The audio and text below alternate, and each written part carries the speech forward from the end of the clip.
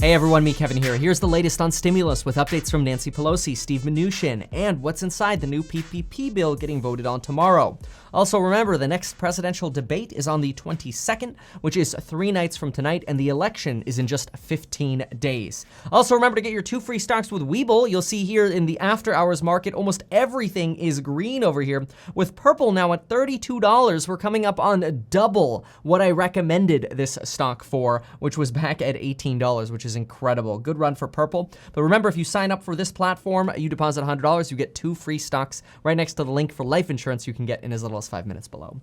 The Senate votes on a new PPP bill tomorrow. Let's go ahead and pull up the details so we know what's inside of it. This morning, we were wondering how much of a loss we would need to be able to qualify for a second PPP draw. Now we have the answer if this bill were to pass.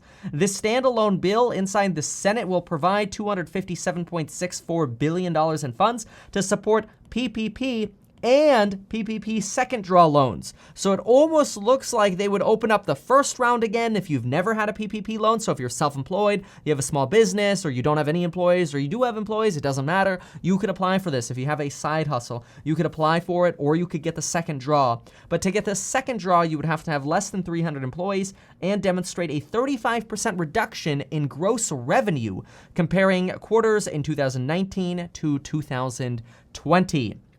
So you could freeze here if you want some more of the details. You can just take a screenshot of that if you'd like. But in the meantime, let's go ahead and move on so we can learn a little bit more about what happened with Nancy Pelosi today. Nancy Pelosi held a press conference with fellow Democratic caucus members today and stated the following, quote, "I want this stimulus package as soon as possible because I don't want to carry over the droppings of this grotesque elephant into the next presidency." AKA, she wants to maximize her leverage now prior to the election when her leverage could begin to falter in a lame duck session. She also echoed the same demands that she's previously had. She wants more state and local government funding, more unemployment funding, and better wording on liability protections and a national testing plan. The liability protections are becoming a new hot button that is now resurfacing. This is leading a lot of Republicans to say, why do the goalposts keep moving? But the reality is Nancy Pelosi has been complaining and asking for the same exact stuff for literally the last 5 months. There's no surprise. Immediately thereafter, though, she did speak with Treasury Secretary Mnuchin. They spent 53 minutes on the call. And remember, Mnuchin is in the Middle East, so that's probably an expensive long-distance call. But anyway, they spent 53 minutes discussing, and what they did is they agreed to have their committee members clear up minor differences to see if they can get this finalized by tomorrow, which is Nancy Pelosi's imposed deadline to get this done prior to the election.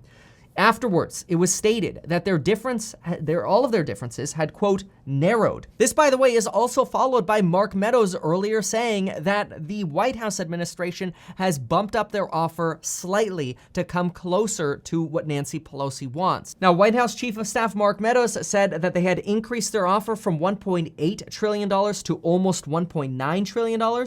But when you did the math on the bill, it was almost $1.9 trillion already. So it depends on who's doing the math.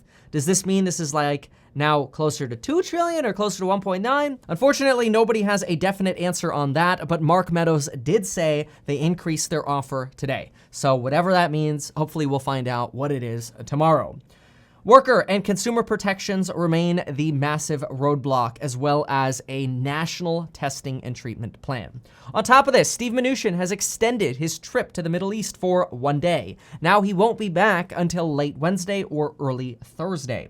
Senator John Thune, the third-ranking member in the Senate, says getting a $1.8 trillion package through the Senate would be hard. However, remember, we only need 13 Republicans on board with passing a larger bill. Trump remains optimistic that this can be done before the election. Then some are calling Nancy Pelosi's 48-hour deadline a false deadline. And while it is true that both sides have not agreed on this deadline, so it's possible that negotiations could still continue after this deadline, wouldn't be a surprise, Nancy Pelosi does not believe getting a bill passed would be possible before the election if it doesn't get done tomorrow. That is, if tomorrow they strike a verbal deal and then they put the proper bill together and then they vote on it next week, it's still possible to get this done prior to the election, in which case stimulus checks would probably come out right after the election, which would mean that checks would go out with Donald Trump's name on it after the election. So maybe if Democrats were wanting to prevent those checks from going out timely, maybe that's why they were kind of dragging their feet. At the same time, Senator Chuck Schumer, the Democrat minority leader in the Senate, has stated, "I am forcing a vote to adjourn the Senate until after the November election. We are not going to have business as usual here in the Senate while Republicans try to use an illegitimate process to jam through a Supreme Court nominee." Unfortunately for Chuck Schumer, though, he does not have a lot of power, so this is probably just going to waste more time in the Senate. Hopefully, it doesn't impede any kind of stimulus negotiations. That would be the worst case scenario. Oh, great, the Senate just went home right as the stimulus package deal gets agreed on. That's the last thing we need right now. The first thing we need right after this video, though, is 2 free stocks and life insurance. Thanks so much for watching, everybody. We'll see you next time.